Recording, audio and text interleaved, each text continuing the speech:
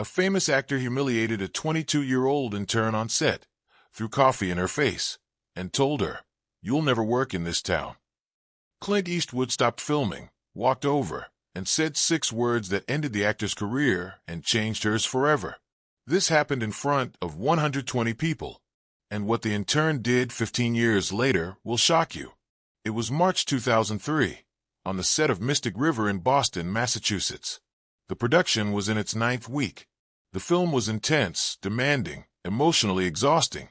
Sean Penn was giving the performance of a lifetime. Tim Robbins and Kevin Bacon were matching him scene for scene. The crew worked in focused silence, everyone aware they were part of something special. Clint Eastwood, at 72 years old, directed with his characteristic economy. No wasted words. No unnecessary drama. His sets were known for being quiet, efficient, respectful. If you worked for Clint, you showed up prepared, you did your job, and you treated everyone, from the lead actor to the production assistant, with dignity. Among the crew was a 22-year-old production intern named Jennifer Torres. Jennifer was fresh out of film school at NYU, carrying $80,000 in student debt and a dream of becoming a director. This internship was unpaid, like most entry-level positions in Hollywood, but it was a chance to learn from one of the greatest directors alive. She worked 16-hour days, 7 days a week, doing whatever was needed. Coffee runs, equipment moves, script copies, the invisible work that keeps productions running. She was good at it. Organized, quick, never complained. Clint's first AD had noticed her efficiency and told her she had a future in the industry if she kept at it. That comment had sustained her through weeks of exhaustion and ramen noodles. Also on set was an actor we'll call Marcus Kane. Kane was a recognizable face, not A-list, but successful enough. He'd been in a few hit films, had name recognition, made good money. He was 48 years old and had been working in Hollywood for 20 years. Long enough to have power, long enough to know how to use it. Kane was known in the industry as difficult, which is Hollywood code for a nightmare to work with.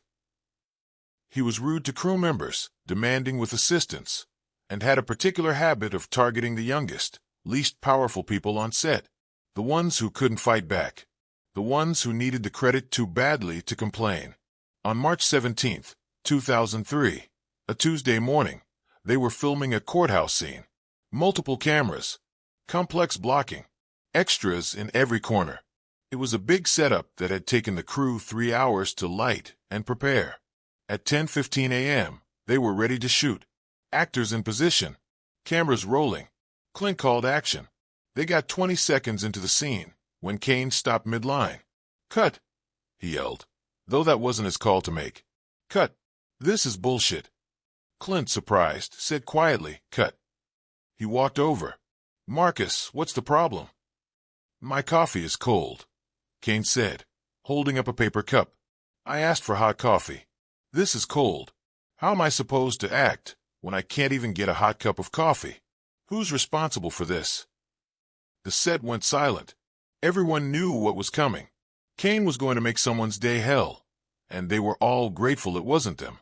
"I'll get you fresh coffee," the first AD said quickly, trying to defuse the situation. "No," Kane said, his voice loud enough for everyone to hear. "I want to know who brought me cold coffee, because that person clearly doesn't respect me or my process. That person shouldn't be working on a professional set." That's when Jennifer Torres realized, with sinking horror, that she'd been the one to bring Kane his coffee. 20 minutes earlier, she'd brought coffee to 6 different people, and his had been last. It probably had cooled down. It was an accident. A stupid, meaningless accident. "I did," Jennifer said, stepping forward. Her voice was small but clear. "I brought your coffee. I'm sorry it got cold. I'll get you a fresh one right now." Kane turned to look at her, and his face broke into a smile. Not a kind smile. The smile of someone who'd found prey. "You," he said, walking toward her. "You're an intern, right? How old are you?" 22. 22, Kane repeated, shaking his head theatrically. "Film school graduate? Fancy degree? Thought you'd come to Boston and work with Clint Eastwood and launch your big career." Jennifer didn't answer. She could feel 120 pairs of eyes on her, Let me tell you something, Kane said, stepping closer. If you can't handle a simple task like keeping coffee hot, you don't belong in this industry. This is a professional environment. We don't have room for incompetent children playing grown-up. I'm sorry, Jennifer said again. I'll get you fresh coffee right now. You think I want coffee from you now? Kane said, his voice dripping with contempt. You think I trust you to do anything correctly? He looked around at the crew, making sure everyone was watching. This wasn't about the coffee. This was about power. This was about reminding everyone who mattered and who didn't. You know what your problem is. Kane continued. You're probably one of those entitled millennials who thinks just showing up is enough, who thinks everyone should be nice to you and tell you you're special. Well, here's a reality check, sweetheart. That word, sweetheart, said with such venom. You're not special. You're replaceable. There are 1,000 kids, just like you, who would kill for this internship. And if you can't do the basic job of bringing hot coffee, maybe one of them should have it instead. Jennifer's face was red. Her hands were shaking, but she kept her voice steady. I understand. I'll do better. I'm sorry. Sorry doesn't fix incompetence, Kane said. Then he did something that would become the defining moment of this entire incident. He threw the coffee at her. Not near her. Not at the ground. At her. The lukewarm liquid hit her face. Her hair soaked into her shirt. The paper cup bounced off her shoulder and fell to the floor. The set was dead silent. Jennifer stood there, coffee dripping from her hair, trying not to cry, trying not to give him the satisfaction. Kane looked around, making sure everyone had seen. That's what happens when you waste my time with your incompetence. Now get out of my sight and send someone who actually knows how to do their job. Jennifer turned to leave, her face burning with humiliation. She got 3 steps before she heard Clint's voice. Stop. Not loud. Not yelling. Just one word. But it carried across the entire set like a gunshot. Everyone froze. Clint Eastwood stood up from his director's chair. He walked across the set toward Kane. The walk seemed to take forever. No one breathed. No one moved. When Clint reached Kane, he stood about 2 feet away. Kane was 3 inches taller than Clint, bigger, younger. But in that moment, he looked small. Pick it up, Clint said quietly. What? Kane said, confusion replacing his smugness. The cup. Pick it up. I'm not picking up. Pick it up. There was something in Clint's voice. Not anger exactly. Something colder. Something final. Kane bent down and picked up the paper cup. Now apologize to her, Clint said. Clint, come on, Kane said, trying to laugh it off. She screwed up. I was just making a point about professionalism. If you can't handle criticism in this industry. You humiliated a young woman for making an honest mistake, Clint interrupted. You threw coffee in her face. That's not criticism. That's abuse. Apologize to her. Now, I'm an actor, Kane said, his voice rising. I'm entitled to a certain level of service. If the crew can't provide basic. You're done, Clint said. 6 words. Quiet. Definitive. Final. The set went completely silent. What? Kane said. You're done. Off my set. You're fired. You can't fire me. I'm in half the movie. You need me. My agent will. I don't need you, Clint said. I never needed you. You were cast because the studio wanted a recognizable name in that role. But I can recast it. I can reshoot your scenes. What I can't do, what I won't do, is allow someone to abuse my crew. So you're done. You have 1 hour to collect your things and leave Boston. Kane looked around, perhaps expecting someone to defend him, to tell Clint he was overreacting. No one said a word. The crew members who'd been terrorized by Kane for 9 weeks just stared at him with zero sympathy. This is insane, Kane said, his voice cracking now. I threw some cold coffee. That's it. You're ending my involvement in what might be an Oscar-winning film over cold coffee. No, Clint said. I'm ending your involvement because you threw coffee at a 22-year-old intern and called her incompetent for bringing you lukewarm coffee. Because you used your power to humiliate someone who couldn't fight back. Because you think being recognizable means you can treat people like garbage. You're the one who's incompetent, Marcus. Incompetent at being a decent human being. You'll regret this, Kane said, trying to salvage some dignity. I'll tell people about this. Everyone will know you're impossible to work with. You'll tell whoever you want, Clint said. Tell them Clint Eastwood fired you for throwing coffee at an intern. See how that works out for you. See how many people take your calls after that story gets around. Now get off my set. Kane stood there for one more moment, then turned and walked away. The sound of his footsteps was the only noise in the entire space. When he was gone, Clint turned to Jennifer, who was still standing there with coffee in her hair, tears streaming down her face now that the adrenaline was fading. You okay? Clint asked. Jennifer nodded, not trusting her voice. Go clean up. Take an hour. Take 2 if you need it. When you come back, I want you to shadow my first AD for the rest of the day. Watch how he coordinates the departments. Ask questions. Learn. Mr. Eastwood, You made a mistake, Clint said. Coffee got cold. In a just world, someone would have said, hey, this is cold. Can I get a fresh one? And you'd have said, absolutely. And that would be the end of it. What just happened wasn't about the coffee. It was about a bully finding an easy target. That's not on you. That's on him. He paused, then added, You've been doing good work these 9 weeks. I've been watching. You're organized. You anticipate needs. You don't complain. That matters more than lukewarm coffee. Go clean up. Come back when you're ready. Jennifer went to the bathroom. She washed the coffee out of her hair. She stared at herself in the mirror, her face still red, her shirt stained, and she made a decision. She wasn't going to let this break her. She was going to come back. She was going to keep working. And someday, she was going to make sure her sets were places where young people felt safe. When she returned an hour later, the crew was shooting a different scene. When they broke for lunch, 3 crew members came up to her separately. I'm sorry that happened to you. Kane's been awful to everyone. We're glad Clint finally stopped it. You handled that with a lot of grace. The first AD, Mark Richardson, pulled her aside. Boss says you're shadowing me this afternoon.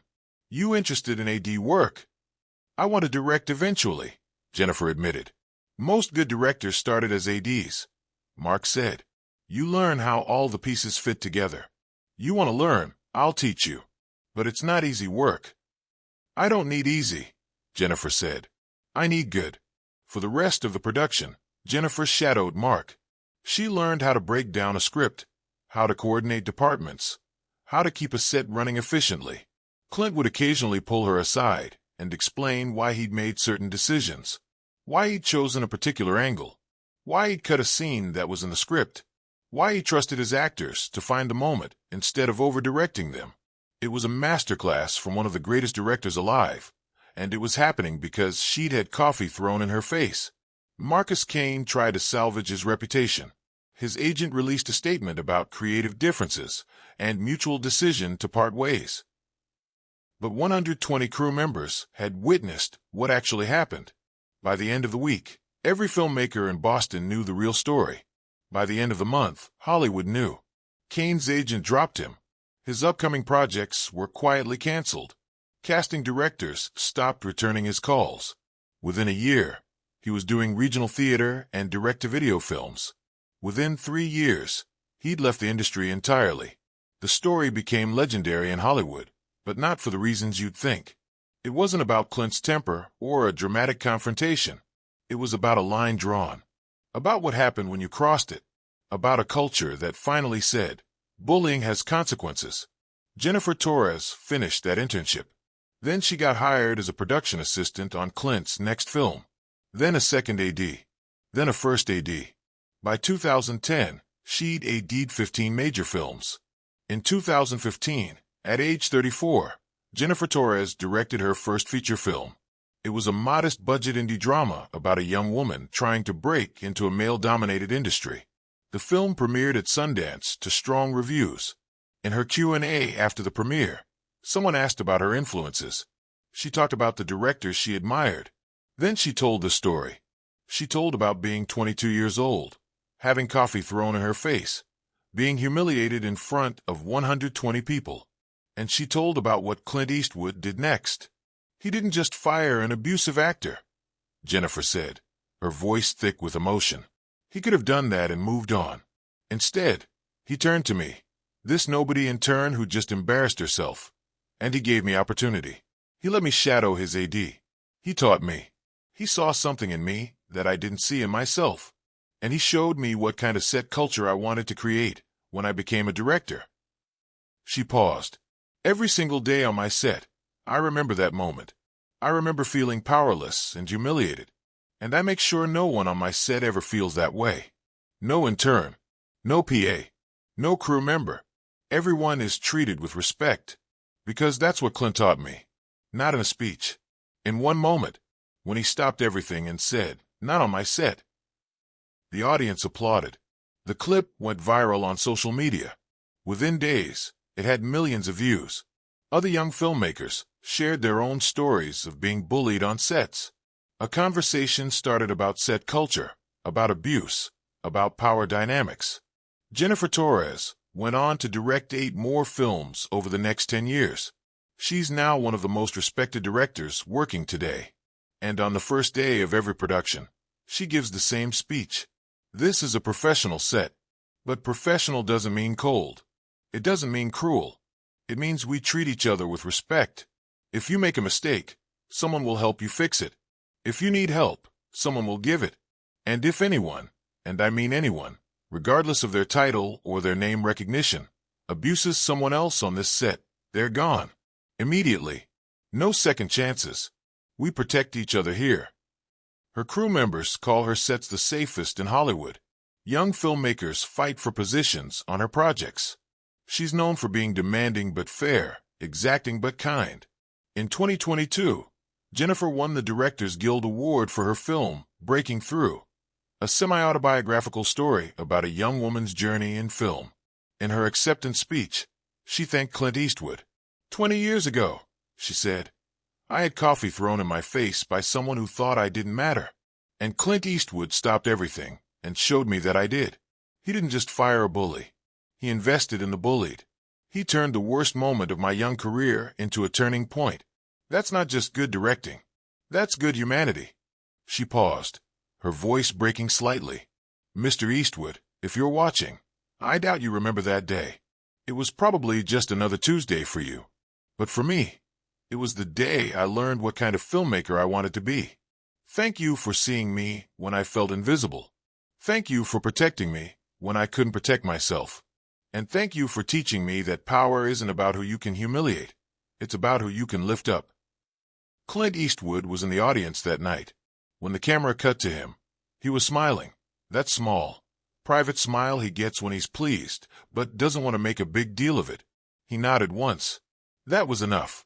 After the ceremony, Jennifer found Clint at the after-party. I can't believe you're here, she said. Wouldn't miss it, Clint said. I've been following your career. You're doing good work. I'm proud of you. I wouldn't have a career without you. That's not true. You earned this. You showed up every day. You learned. You worked harder than everyone around you. I just gave you a chance to be seen. You did the rest. Can I ask you something? Jennifer said. That day, Marcus Kane. Did you know firing him would change my life? Did you know it would matter that much? Clint thought for a moment. I knew that young people are watching how we treat them. I knew that if I let him throw coffee in your face and did nothing, I'd be telling you, and every other young crew member, that they don't matter, that their dignity is worth less than an actor's ego. I couldn't do that. I wouldn't do that. He paused. As for changing your life, I hoped it would. I hoped you'd see that you deserved better than being someone's target, that you had value. But you're the one who did the changing. You're the one who came back after lunch and kept working. You're the one who learned. You're the one who built this career. I just made sure no one stopped you from having the chance. Jennifer's eyes filled with tears. I'm trying to do what you did. On my sets. Making sure people feel safe. Making sure the young ones know they matter. I know, Clint said. I've heard. That's the thing about culture. It spreads. One set at a time. One decision at a time. One moment when you choose to protect someone instead of protecting the status quo. You're doing it right. Today, the story of the coffee incident is told in film schools as an example of leadership and set culture. It's used in ethics classes. It's referenced in articles about workplace bullying. It's become shorthand for a moment when someone with power chose to use it correctly. But for Jennifer Torres, it's more than a story. It's the foundation of her entire career. The moment when she learned that she mattered, that her dignity wasn't negotiable, that mistakes don't define you. How you respond to them does. Marcus Kane never worked in Hollywood again. His name occasionally comes up in "Where Are They Now" discussions, usually ending with he threw coffee at an intern on Clint Eastwood's set and got fired. That's his legacy. 30 years of work, erased by one moment of cruelty. Jennifer Torres is directing her 10th film right now. On the set, there's a 23-year-old production intern named Maria Gonzalez, who's hoping to be a director someday. Last week, an actor snapped at Maria for bringing him the wrong brand of water. Not cruelly, just impatiently. Jennifer pulled the actor aside. That young woman is here to learn, not to be your servant. If you need something specific, ask nicely. If you can't do that, leave my set. The actor apologized immediately. To Jennifer. And to Maria. Later, Jennifer found Maria. You okay? Yes, ma'am. I'm sorry I got the wrong water. Don't apologize for that. He should have specified what he wanted. But here's what I want you to know: you matter. Your work matters. Your dignity matters. If anyone ever makes you feel small, you come to me. Immediately. Understand? Maria nodded, her eyes wide. Good, Jennifer said. Now, you want to learn something useful? Come shadow me for the next scene. Watch how we block this. Ask questions. Really? Maria said, her voice full of disbelief. Really? Someone did it for me once. I'm passing it forward. That's the real story of the coffee incident. Not just about one moment when Clint Eastwood fired an abusive actor, but about what that moment created. A ripple effect of protection, of mentorship, of choosing to lift people up instead of tearing them down. 20 years after coffee was thrown in her face, Jennifer Torres is creating the exact set culture that Clint modeled. And the young people working for her will go on to create that same culture on their sets. And so on. And so on.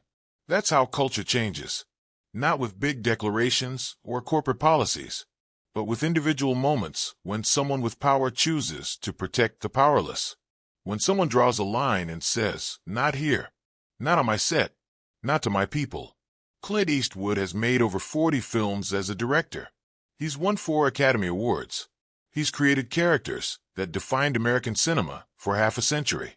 But ask the people who worked with him what they remember most, and many will tell you stories like this.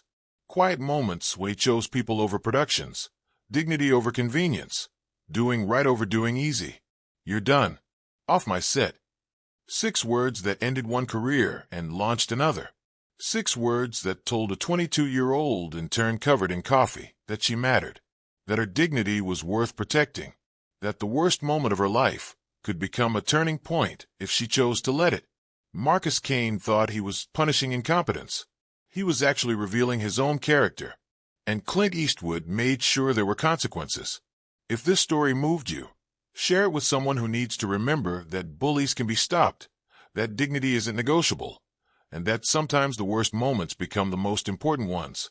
Share it with young people starting careers who think they have to accept abuse to succeed. Tell them about Jennifer Torres.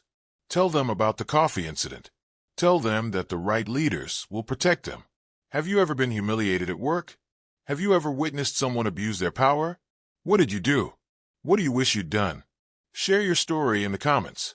Let's continue the conversation about what it means to create cultures of respect instead of cultures of fear. Because this isn't just about Hollywood. It's about every workplace, every school, every place where power exists and can be misused. It's about recognizing that how we treat the most vulnerable people around us defines who we are. Marcus Kane had power. He used it to humiliate. Clint Eastwood had more power. He used it to protect. Jennifer Torres was given a chance. She used it to build a career of giving chances to others. That's the difference between people who matter and people who don't. Not their titles, not their fame, not their success, but what they do when they have power and someone needs protection. The coffee got cold. That's all that happened. Coffee got cold. Everything else, the abuse, the firing, the changed lives, the career trajectories, the cultural impact, came from how people responded to that simple fact. Some saw an opportunity to humiliate. Some saw an opportunity to intervene. Some saw an opportunity to learn and grow. 20 years later, Jennifer Torres is living proof that the third option is the right one. And somewhere in Hollywood, a 23-year-old intern named Maria Gonzalez is learning the same lesson Jennifer learned in 2003. You matter. Your dignity matters. And the right people will protect you. That's the legacy of the coffee incident. Not the throwing, not the firing, but the protecting, the teaching, the passing forward. One moment, one choice, one line drawn in the sand, 20 years of ripple effects. That's not just a story. That's a blueprint for how to change the world, one protected person at a time.